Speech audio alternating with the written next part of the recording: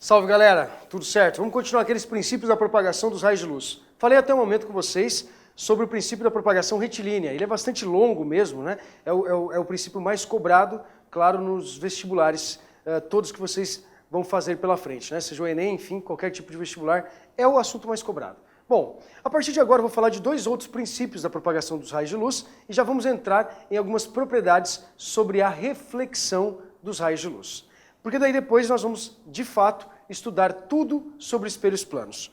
Consequentemente, vamos imaginar então o segundo princípio da propagação dos raios de luz.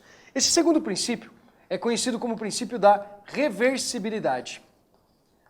Bom, se você não apresenta nenhum tipo de problema de visão, você pode muito facilmente observar esse princípio da reversibilidade da seguinte forma. Quando você olha para uma pessoa, a pessoa também pode estar te vendo.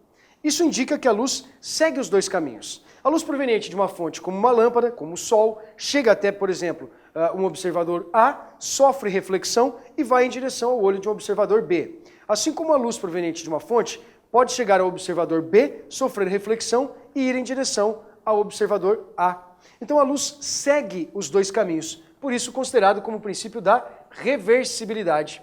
Ou seja, se nós considerarmos aqui, para este observador A, e para este observador considerado como observador B, se um está vendo o outro, é porque a luz pode estar seguindo os dois caminhos. Ela pode vir tanto de A para que o observador B veja, perceba o observador A, assim como ela pode vir de B em direção aos olhos do observador A, permitindo assim, mais uma vez, que você tenha este fenômeno característico da reversibilidade para dizer que a luz segue os dois caminhos. O mesmo acontece, por exemplo, em um espelho retrovisor. Quando você pega pela frente, digamos aqui, um espelho retrovisor de um carro, ao observar uma pessoa sentada, digamos, você dirigindo no banco de trás de um carro, né? Quando você olha para este espelho retrovisor, é possível notar que a luz ela vai estar seguindo especificamente os dois caminhos aqui, O motorista, ele pode estar percebendo este observador, a pessoa que está sentado aqui no banco de trás, assim como o observador sentado no banco de trás também pode estar observando este motorista. Então, mais uma vez, está um exemplo onde a luz segue esses dois caminhos. Princípio esse considerado como o princípio da reversibilidade dos raios de luz. A luz é reversível, ela segue os dois caminhos. O terceiro e último princípio da propagação dos raios de luz é chamado de princípio da independência. Nossa, que feio, né? Independência. Agora sim. De acordo com esse princípio da independência dos raios de luz, necessariamente nós vamos observar a seguinte condição. Dois raios de luz propagam-se sem que um interfira, sem que um exerça nenhum tipo de ação sobre o outro, ok? Por serem emitidos por fontes de luz distintas, digamos assim, que você tem aqui um feixe de um raio de luz. Vamos exemplificar assim, você está numa boate, onde tem aqueles canhões de luz. Quando um canhão de luz vermelha cruza-se com um canhão de luz, por exemplo, amarela, o que vai estar acontecendo com esses raios de luz? Eles continuam a se propagar como se nada tivesse acontecido. Ou seja, isso caracteriza que os dois raios de luz são independentes um do outro. Então, se nós tivermos um raio de luz vermelho cruzando-se com um raio de luz amarelo, um não vai estar interferindo, um não vai estar exercendo nenhum tipo de interação sobre o outro, ok? Isso é considerado, em ótica geométrica, como o princípio da independência dos raios de luz. Por quê? Quando nós passamos a observar esses raios de luz, se eles forem provenientes de uma mesma fonte de luz, é possível que se tenha interferência, beleza. Mas isso lá numa análise um pouquinho mais peculiar, quando nós falamos sobre a experiência de Young. Agora, vamos imaginar assim, dois raios de luz provenientes de dois faróis de carros, né? Um cara está vindo de frente com você numa rodovia com luz alta. Se você der luz alta também no seu carro, a sua luz destrói a luz do outro carro? Não. ambos passam a não enxergar absolutamente nada. Isso caracteriza, portanto, que os dois raios de luz propagam-se de maneira independente. Um não interfere no outro, ok? Melhor dizendo, princípio esse classificado como princípio da independência dos raios de luz. E a partir de agora, nós vamos começar a falar um pouquinho sobre a reflexão da luz. Quando a gente começa a observar a reflexão da luz, uma das primeiras propriedades, eu ainda não vou falar sobre as leis, mas uma das primeiras propriedades que eu quero aqui citar para vocês, e que vai ser muito útil quando nós estivermos falando sobre a reflexão, eu vou até citar antes de eu falar das leis da reflexão, é chamado de campo visual. O que vem a ser o tal do campo visual? Campo visual é uma região vista por você, né? Normalmente nós vamos aplicar isso em espelhos. Então, por exemplo, ao olhar para um espelho retrovisor de um carro, qual é a região vista por você por reflexão através desse espelho? Para nós delimitarmos, para nós literalmente conseguirmos indicar qual é esta região vista por você por reflexão, o princípio, a maneira, o procedimento correto é você seguir os seguintes passos. Imagina que você tem um espelho aqui colocado, ok? Em relação a este espelho, depois nós vamos ver certinho como é que vai funcionar esse espelho, mas eu já quero limitar para vocês essa ideia de campo visual. Imagina que você esteja aqui fazendo o papel de um observador qualquer. Qual é a região que você consegue, olhando para este espelho, visualizar por reflexão? Para nós limitarmos esta região, nós vamos imaginar numa simetria existente aqui, ó. Dentro desta simetria, nós temos aqui o tal do Olinha, nós conseguimos imaginar, conseguimos considerar que estes raios de luz podem ser calculados, podem ser determinados, esta região, da seguinte forma. Passando pelos extremos deste objeto, eu consigo identificar qual região é possível que seja vista por reflexão por este observador O aqui colocado. Esta região toda que passa a ser vista, percebida por reflexão, é, portanto, o que nós definimos como campo visual para este observador O, ok? Depois nós vamos falar, como eu disse, mais a fundo a respeito da reflexão, e aí você vai entender exatamente essa projeção que eu fiz aqui. Mas para você entender, para você ter uma noção, é tudo uma semelhança de triângulos, é tudo baseado em triângulos quando nós analisamos esse tipo de sistema ou esse tipo de representação. É tudo proporcional, tá? A partir de uma formação como essa, portanto, é importante você notar que quando você olha para o espelho retrovisor, você sempre apresenta uma região classificada como um ponto cego. É a região onde normalmente você tem a passagem dos motoqueiros pelo corredor do seu veículo ali, né? Ou entre os veículos. Quando os motoqueiros passam por esse corredor, muitas vezes você tem ali um ponto cego que você de fato não consegue perceber se há ou não alguém ali, apenas por reflexão. Bom, e aí sim, as leis da reflexão que vão nos interessar e muito a partir de agora. Então eu vou falar sobre duas leis consideradas como leis da reflexão. Dentro destas leis da reflexão, nós vamos falar sobre duas. A primeira delas, assim como a segunda, são leis extremamente importantes, mas eu vou primeiro enunciar as duas leis e depois eu vou representar para vocês essas duas leis. A primeira delas, considerada como primeira lei da reflexão. Essa primeira lei, ela diz para nós algo muito, muito tranquilo. Ela representa o seguinte, ela diz assim, olha, o raio incidente. Raio incidente, nós vamos passar a chamar de RI. O raio incidente. Daqui a pouco eu vou representar e você vai entender um pouquinho melhor o que vem a ser de fato este raio incidente. O raio refletido.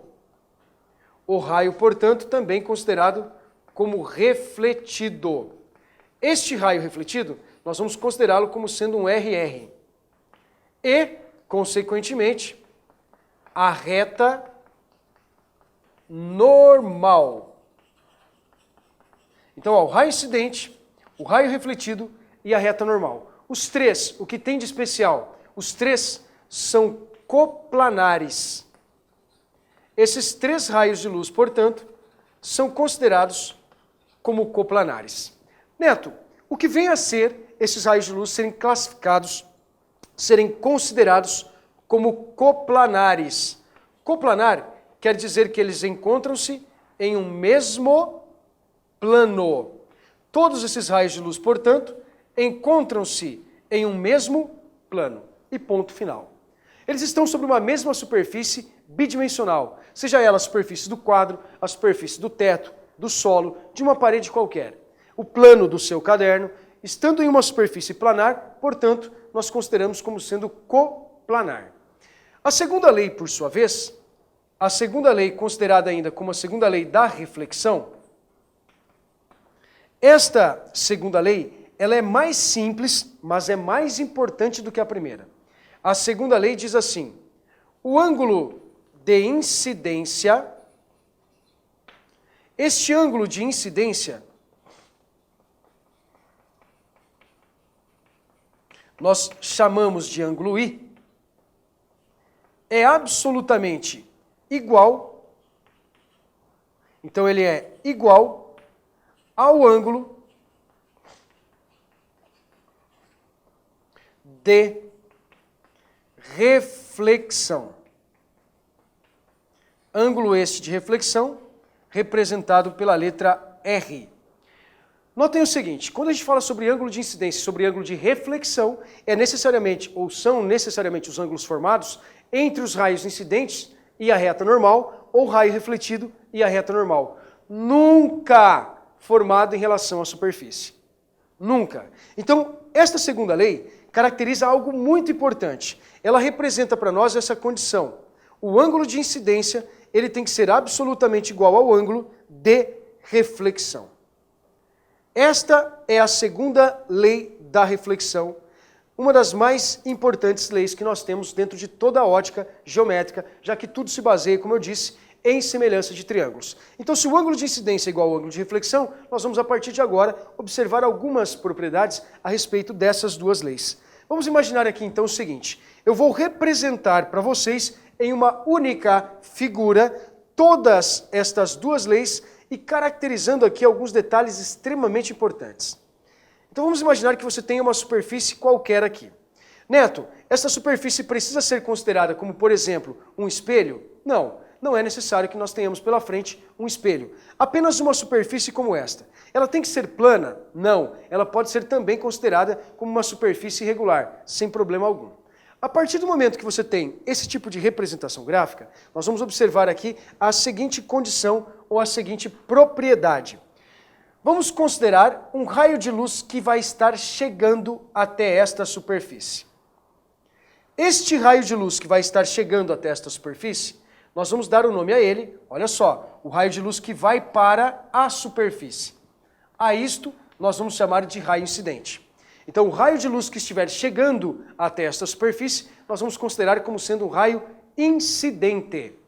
Exatamente no ponto de incidência, nós vamos traçar uma reta perpendicular a esta superfície, que é considerada como a reta normal.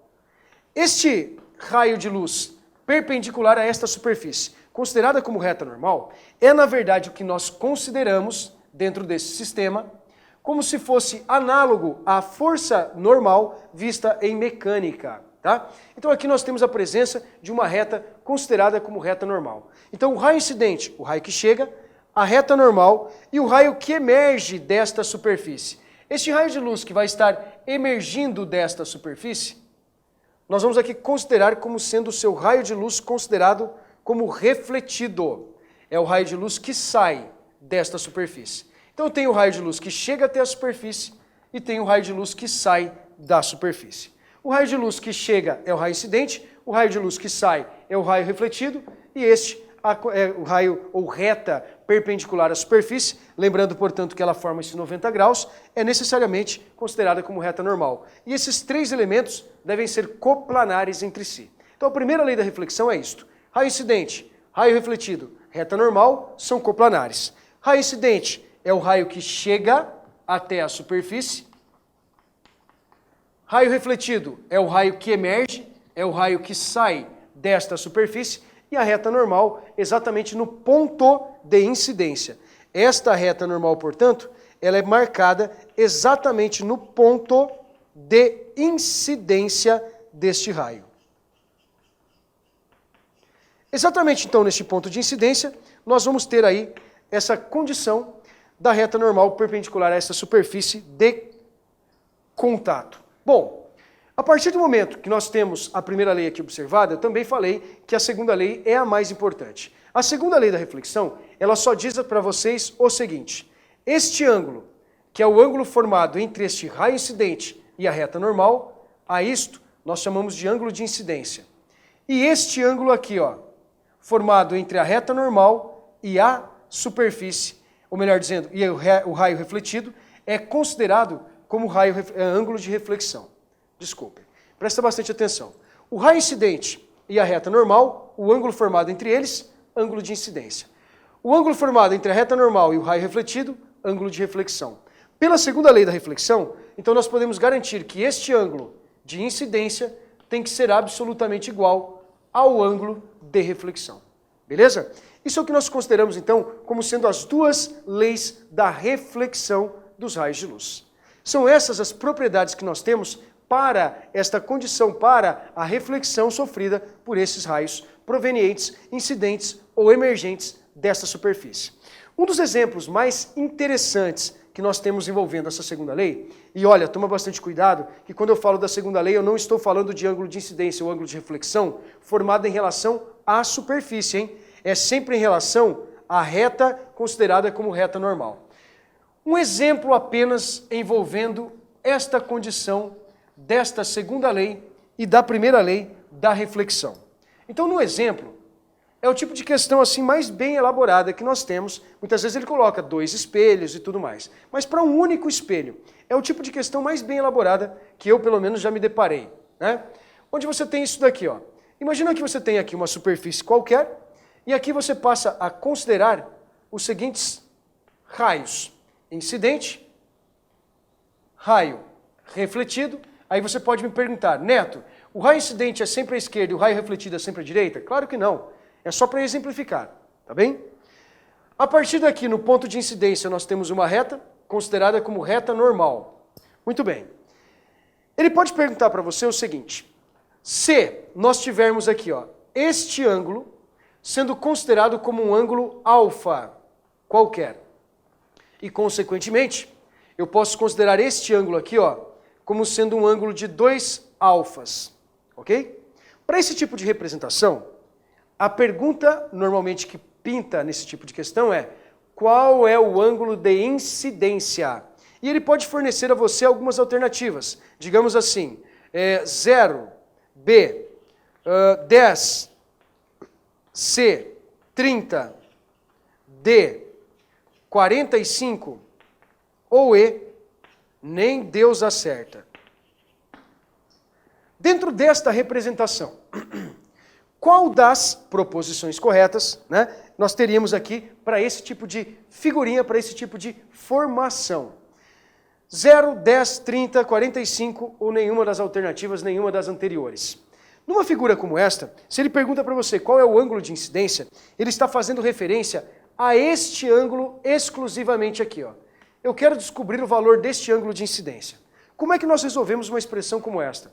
O ângulo de incidência, ele vai ser equivalente ao ângulo chamado de ângulo alfa. Dentro dessa figura, o ângulo de incidência é igual ao ângulo alfa.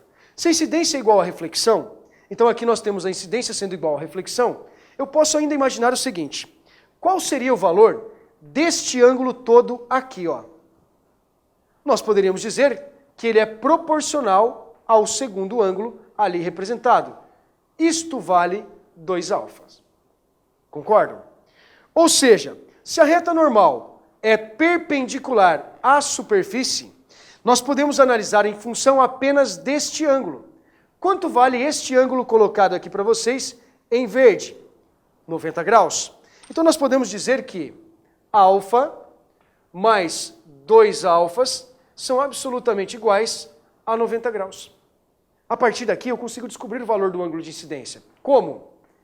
3 alfas são iguais a 90 graus. Logo, este ângulo alfa passa a ser de 90 graus sobre 3. Se o ângulo alfa é de 90 graus sobre 3, nós podemos garantir que este ângulo alfa nada mais é do que 30 graus. Assim, nós descobrimos o valor do ângulo de incidência. Este ângulo de incidência, portanto, passa a ser de 30 graus. Logo, a alternativa correta, letra C de calouro, se tudo der certo, é o que vai acontecer com você daqui a pouquinho. Certo, pessoal? Então esse é um exemplo que nós temos aplicando aí as leis da reflexão. Tá joia? Valeu, galera. Grande abraço. Até a próxima.